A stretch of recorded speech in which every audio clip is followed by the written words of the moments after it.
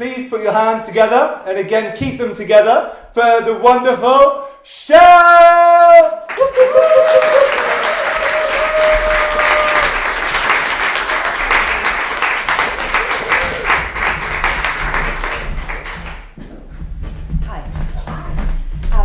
First time here, nice to meet you all. Okay. For 20 years she held it down. She turned her frown upside down.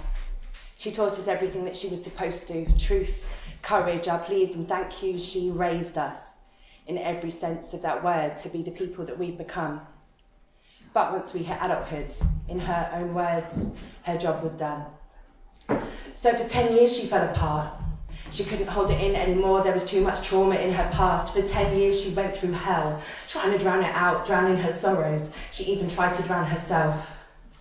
7 times she decided that enough was enough. And 7 times life decided that her time wasn't up. I remember once calling the crisis line. I said I just got here, there was a note and knife, she was really going to do it this time, and they said, I'm sorry, we can't help you.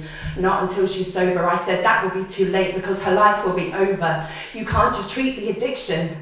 That's like just mopping up the sick instead of curing the stomach's infection. It's not a case of the chicken or the egg. Her addiction is a direct symptom of the mess inside her head. So 5 times she went through detox. That nearly killed her twice. First it was a stroke, then a cardiac arrest. She came back, but with just a machine to give her life. We're not religious at all, but we went to that hospital chapel every day. First, we prayed for life, then we just prayed for peace, in whatever form that came. She had other ideas though. The doctors were amazed.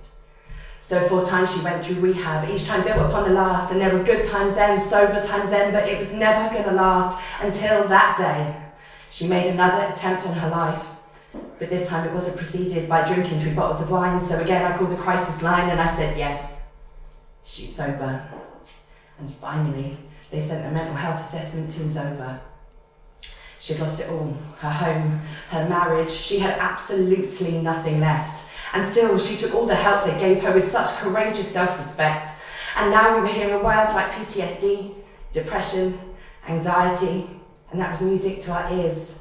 Because finally they were treating the root of the addiction after all of these years. Can you imagine how different life could have been if they had just done that then? But we're here now, and she's doing well. She's currently on a 20-month dry spell. She did have a little relapse, but that was all to do with mental health. So, like they say in the programme, it's one day at a time. We go with that, and that means that I can say, just for today, that I've got my